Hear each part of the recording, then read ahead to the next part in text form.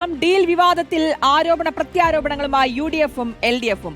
ഗോൾവാൾക്കർ ചിത്രത്തിൽ പുഷ്പാർച്ചന നടത്തിയ പ്രതിപക്ഷ നേതാവ് വി.ഡി. സതീശന്റെ ചിത്രം ചർച്ചയാക്കുകയാണ് എൽ.ഡി.എഫ്.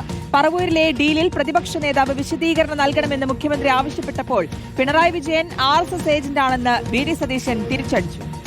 അതേസമയം മുഖ്യമന്ത്രി നയിക്കുന്ന എൽ.ഡി.എഫ് പ്രചാരണം ഇന്ന് തൃശൂർ ജില്ലയിലാണ്. ആർ റോഷിപാൽ കൂടുതൽ വിവരങ്ങളുമായി നമുക്കൊപ്പം ചേരുകയാണ്. Roshipal, good morning. നമ്മൾ കണ്ടതാണ് ഇന്നലെ ഈ ഡീൽ ആരോപണത്തിൽ ഏത് തരത്തിലാണ് മുഖ്യമന്ത്രിയും പ്രതിപക്ഷ നേതാവും സൈബർ ഇടത്തിൽ ഫേസ്ബുക്കിൽ ഏറ്റുമുട്ടിയത് എന്നുള്ളത്.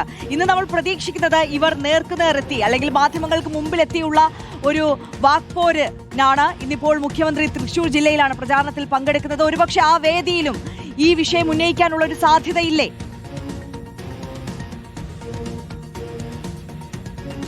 ആര്യശ്രുതി, ഇന്ന് മുഖ്യമന്ത്രിയുടെ വാർത്താ സമ്മേളനത്തിൽ ഈ വിഷയം വീണ്ടും അത് ചോദ്യമായി വരുമ്പോൾ എന്തായിരിക്കും മുഖ്യമന്ത്രിയുടെ പ്രതികരണം എന്നത് പ്രധാനമാണ്.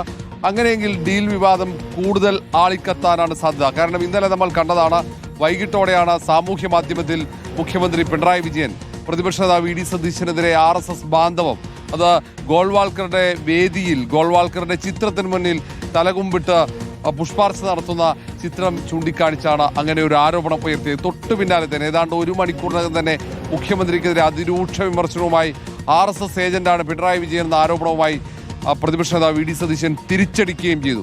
ഇനിയുള്ള ഏതാണ്ട് 13 ദിവസമാണ് പരസ്യപ്രചാരണം സംസ്ഥാനത്തുള്ളത്.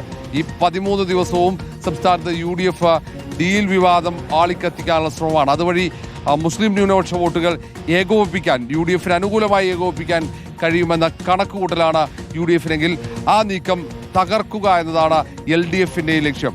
അങ്ങനെ വലിയ വാക്പോരിലേക്കും വിവാദ പരാമർശങ്ങളിലേക്കും അത് വഴിയൊരുക്കുമെന്ന ആശങ്ക എല്ലാ മുന്നണികൾക്കുമുണ്ട്. ഏതായാലും വാശിയേറിയ പോരാട്ടമാണ്. അതിൽ ഏറ്റവും പ്രധാന വിഷയമായി മാറുന്നത് ആർ.എസ്.എസ് ബി.ജെ.പി ബാന്ധവമാണ്.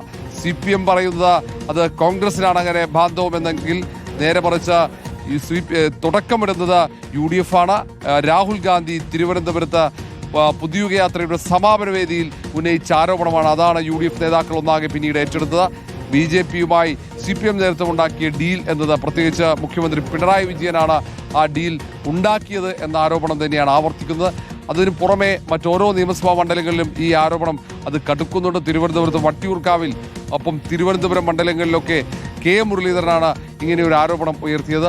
അങ്ങനെ ഓരോ നിയമസഭാ മണ്ഡലങ്ങളിലും ബി.ജെ.പി ആർ.എസ്.എസുമായി CPM ധാരണയുണ്ടാക്കിയെന്ന ആക്ഷേപം ഉയർത്തുമ്പോൾ അതിനെ എങ്ങനെയാണ് വരും ദിവസങ്ങളിൽ CPM നേതൃത്വം പ്രതിരോധിക്കുക?